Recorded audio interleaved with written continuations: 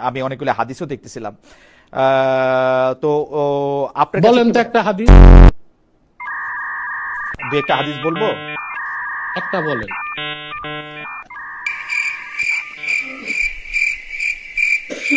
আহ,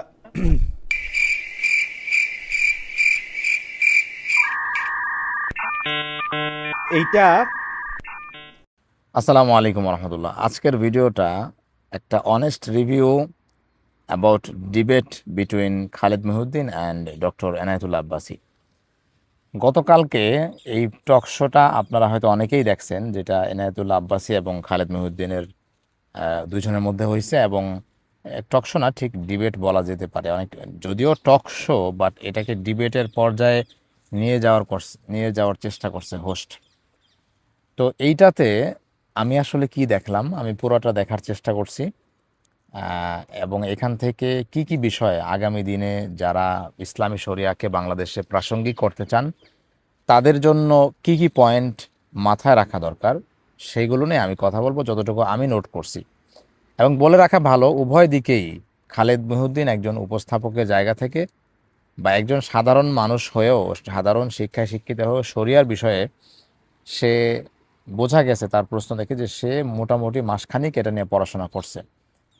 আর এনায়েতুল্লাহ আব্বাসী সাহেবের দিক থেকে যদি দেখি, যে উনি একজন যোগ্য ব্যক্তি যে এই ডিবেটটা করার জন্য, এবং যতভাবে মানে জেতার চেষ্টা করা যায় বা ইসলামকে তুলে ধরার যায় সেটা কিন্তু তিনি চেষ্টা করছেন। সেটা বলতে পারেন আপনি ডিবেটের ক্ষেত্রে আপনার হচ্ছে যে প্রতিপক্ষকে ঘায়েল করা বা মেন্টালি তাকে একটু ইনফিরিয়র ফিল করানো, তাকে একটু নিচু, মানে তার যে যোগ্যতার অভাব আছে সেটা ফিল করানো, সব কিছুই তিনি করছেন। বাট ইসলামপন্থীদের জায়গা থেকে যে জিনিসটা আমার কাছে দুর্বলতা মনে হয়েছে সেটা হইল, শরিয়া বাংলাদেশের মানুষ কেন মানবে? বাংলাদেশের মানুষের শরিয়া আইন মানলে লাভটা কি? একটা তো আছে যে মুসলিম হিসেবে এনায়েতুল্লাহ আব্বাসী সাহেব সূরা নিসার যে আয়াত তেলাওয়াত করছেন, সূরা মাইদার যে আয়াত তেলাওয়াত করছেন, যে ওমান লাম ইয়াহকুম বিমা আনজালাল্লাহ ফাউলাইকা হুমুল কাফিরুন, যে আল্লাহর আইনে বিচার মানে না বা এটা মনে করে যে আল্লাহর আইন এই যুগে প্রযোজ্য না, সে তো কাফের, তার মুসলিম, নিজেকে মুসলিম মনে করারই কোনো সুযোগ নাই। সো একজন যিনি মুসলিম মনে করবেন নিজেকে, তিনি এটা মেনেই নিবেন যে হচ্ছে আমি আমি ইসলামী আইন দ্বারা শাসিত হইতে চাই।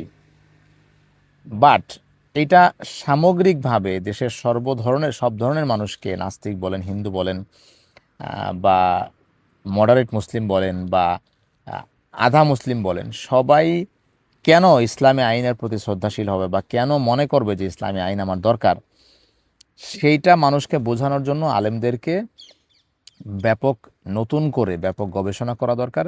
এবং ইসলামী আইনের সৌন্দর্যগুলো মানুষের সামনে প্রকাশ করা দরকার। এবং হচ্ছে যে ইসলামী আইনের বিরুদ্ধে কি কি প্রশ্ন অমুসলিমরা বা অবিশ্বাসীরা বা ইসলাম বিদ্বেষীরা করে, সেগুলোর উত্তরগুলো খোঁজার চেষ্টা করতে হবে। অবশ্যই ইসলাম শক্তিশালী, বাট আমার কাছে একটা ওয়েপেন আছে, বাট আমি সেটাকে চালাইতে জানি না বা সেটার মেনটেনেন্স জানি না, সেক্ষেত্রে কিন্তু আমার দুর্বলতাটা সেই ওয়েপেনের উপরে যাবে। সো ইসলাম যেহেতু 250 বছর যাবৎ বাংলাদেশে নিষিদ্ধ, আমাদের উপমহাদেশে ব্রিটিশ শাসনের পর থেকে ইসলামী আহ, আইনে বিচার তারা আস্তে আস্তে করে বন্ধ করে দেয়। তো সেই আইন আবার ফিরায় আনতে গেলে স- সর্বপ্রথম যেটা দরকার সেটা হইল যে সেটার প্রয়োজনীয়তা, সেটার বেনিফিট মানুষকে বোঝানো। আর পশ্চিমারা যে ইসলামী আইনকে নিষিদ্ধ করছে, সেটা শুধু নিষিদ্ধই করে নাই, সেইটা আজকের যুগে উপযুক্ত না, এইটার ব্যাপারেও তারা ন্যারেটিভ তৈরি করছে।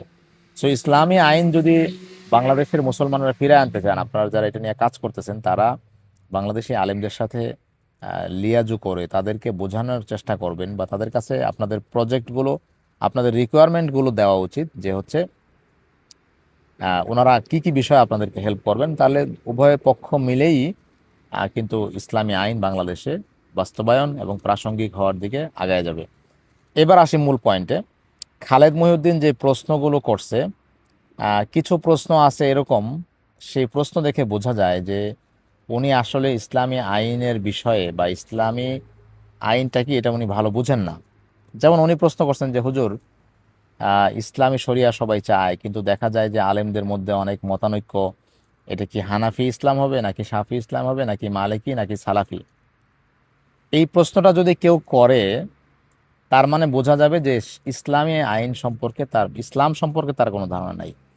পরবর্তীতে যখন এনায়েতুল্লাহ আব্বাসী সাহেব উত্তর দিচ্ছেন, উনি বলছেন যে ইসলাম তো কোরআন সুন্নাহ যেটা বলে সেটাই। এখন কে কতটুকু কিভাবে কোরআন সুন্নাহ বুঝছে, বোঝার ক্ষেত্রে মানুষের হচ্ছে যে আহ, ইয়ে থাকতেই পারে, মানুষের হচ্ছে যে কম বেশি হইতেই পারে। যেমন অঙ্কে সব ছাত্র সমান নাম্বার পায় না, যে ভালো বুঝে সে ভালো নাম্বার পায়।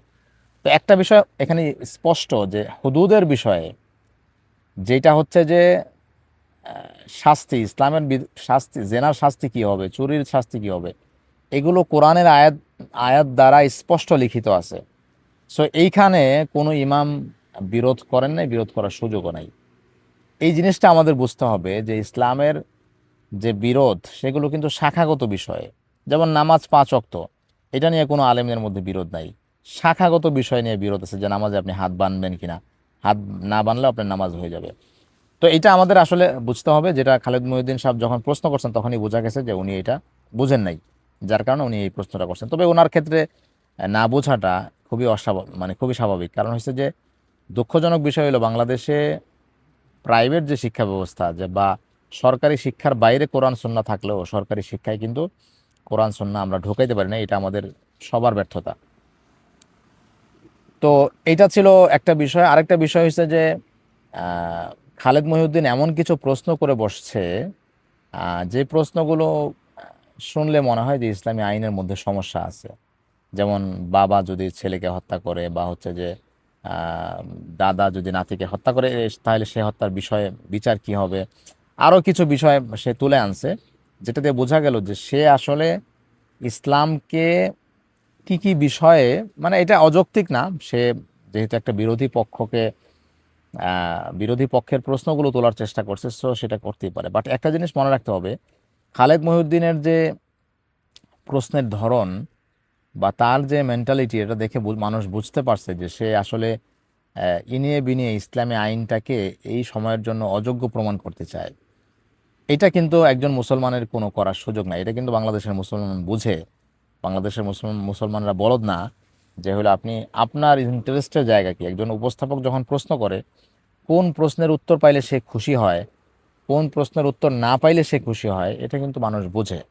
সো বাংলাদেশে আপনি একজন জনপ্রিয় উপস্থাপক হইতে গেলে আপনাকে কিন্তু ইসলামের আহ, পক্ষে থেকেই, মানে আপনাকে কথা বলতে হবে। তারপর আরেকটা বিষয় হলো যে আমরা মুসলমান হিসেবে আমরা এটা মনে করি যে আল্লাহ তাআলা আমাদের জন্য যে আইন দিছেন, এটা আমরা বিনা বাক্যে মেনে নেই। এটা বুঝে আসলেও মেনে নিব, না আসলে মেনে নিব। যদি সংশয়বাদী হন তাহলে তো আপনি আর মুসলমান থাকতে পারবেন না। তো এইটাই বিষয় যে মানে ডিবেটটা বেশ চমৎকার হয়েছে, বেশ জমছে। বাট ওইটাই আমি শেষ কথা এটাই বলবো যে আমরা যারা ইসলামপন্থী আছি আমাদের খুঁজে বের করতে হবে যে আধুনিক রাষ্ট্রে, যেমন আরব রাষ্ট্রগুলো ইসলামী আইনে তারা এখনো পর্যন্ত তাদের কাজা, তাদের যে বিচার ব্যবস্থা, এখানে কিন্তু দুইটা দিক। একটা হচ্ছে রাষ্ট্রের পলিসি, রাষ্ট্র কিভাবে চলবে, সেটা আপনি সংসদীয় ব্যবস্থা বলতে পারেন বা এমপি মন্ত্রীদের আইন বলতে পারেন।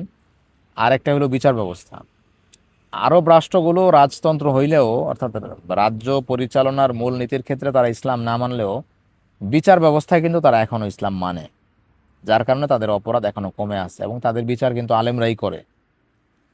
আর আমাদের ক্ষেত্রে যেটা হয়েছে, আমাদের ক্ষেত্রে ব্রিটিশরা প্রথম আসার পরে তাদের রাজনৈতিক সিদ্ধান্তগুলো তাদের মতো করে নিছে, বাট বিচার ব্যবস্থায় কিন্তু আলেমদেরকেই তারা রাখছিল, বা তাদের শিক্ষা ব্যবস্থায় যারা আলেম হবে তাদেরকে দিয়ে তারা রাষ্ট্রগুলো চালাইছে। যেমন আলিয়া মাদ্রাসার যারা আলেম হন তাদেরকে দিয়েই কিন্তু বাংলাদেশের রাষ্ট্রের যত দায়িত্ব আছে সেগুলো কিন্তু, রাষ্ট্রের যেই সরকারি যে মসজিদগুলো সেগুলোর ইমাম কিন্তু ওইখান থেকে নিয়োগ হয়, যারা অনুগত শ্রেণী, মানে যারা সরকারের বাইরে যাওয়ার, যাদের কোনো সুযোগ নাই।